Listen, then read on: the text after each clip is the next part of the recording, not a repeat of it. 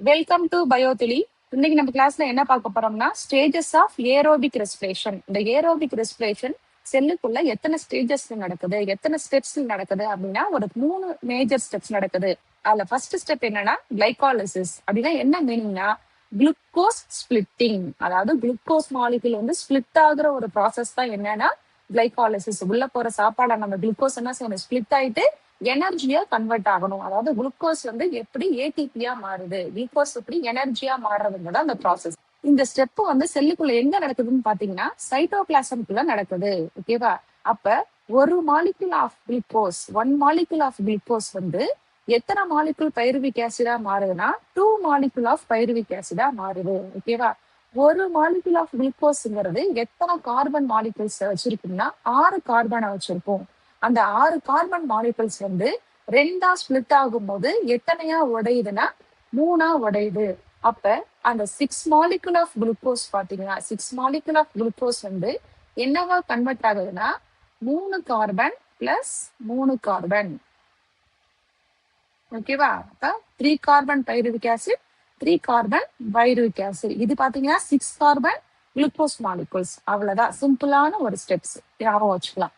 அப்புறம் பாத்தீங்கன்னா இந்த ஸ்டெப் வந்து போத் ஏரோபிக் ரெஸ்பிரேஷனா இருந்தாலும் சரி, அனரோபிக் ரெஸ்பிரேஷனா இருந்தாலும் ஃபர்ஸ்ட் ப்ராசஸ் வந்து சேம் தான். Second one krebs cycle. Krebs சைக்கிள்ல பாத்தீங்கன்னா இந்த ப்ராசஸ் எங்க நடக்க போகுது செல்லுக்குள்ள அப்படின்னா மைட்டோகாண்ட்ரியல் மேட்ரிக்ஸ். ஃபர்ஸ்ட் ஸ்டெப் எங்க நடந்துச்சு, சைட்டோபிளாசம். செகண்ட் ஸ்டெப் செல்லுக்குள்ள உள்ள மைட்டோகாண்ட்ரியல் மேட்ரிக்ஸ் குள்ள நடக்க போகுது.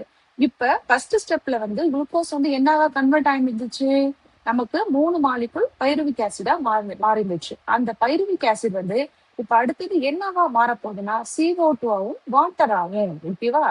ஆக்சிடேஷன் நடந்த அந்த பைருவிக் ஆசிட் வந்து ஆக்சிடேஷன் ஆயிட்டு CO2ஆவும் வாட்டராவும் வரப்போகுது. இங்க கொடுத்துருக்காங்க பாருங்க, 2 molecule of pyruvic acid enter into mitochondria. அதுக்குள்ள போயிட்டு ஆக்சிடேஷன் ப்ராசஸ் நடந்து CO2ஆவும் வாட்டராவும் அது கன்வெர்ட் ஆயிடுது.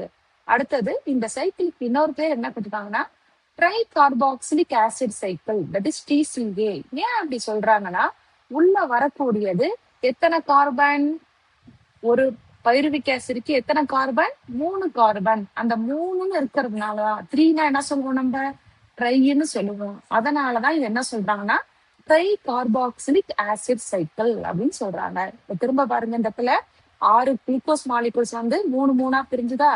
அதுக்கப்புறம் இந்த பைருவிக் ஆசிட் என்னவா பிரிஞ்சுது, CO2ஆவும் தண்ணியாவும் தேர்ந்தெடுச்சு. ஓகேவா? Next step electron transport chain. This is accomplished through a system of electron carrier complex called the electron transport chain located on the.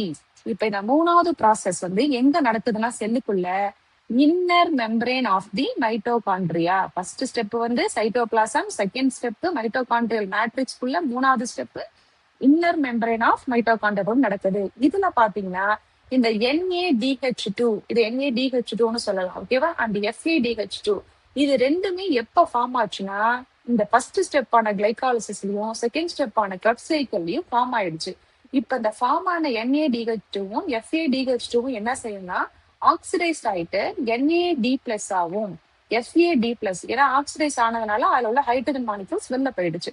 So இந்த NAD+ FAD+ஆ மாறும்போது இது என்னத்த ரிலீஸ் பண்ணும், எனர்ஜியை ரிலீஸ் பண்ணும். இந்த எனர்ஜி எது வழியா செல்லுக்கு போகும்னா எலக்ட்ரான்ஸ் வழியா போகும். அப்ப இது என்ன பண்ணும்னா அந்த எலக்ட்ரான்ஸ் எங்கெல்லாம் ADP இருக்கோ அந்த ADP மாலிகுல்ஸ என்னவா கன்வெர்ட் பண்ணும்னா ATPயா மாற்றும். ATPங்கிறது தான் எனர்ஜி மாலிகுல்ஸ். ஓகேவா?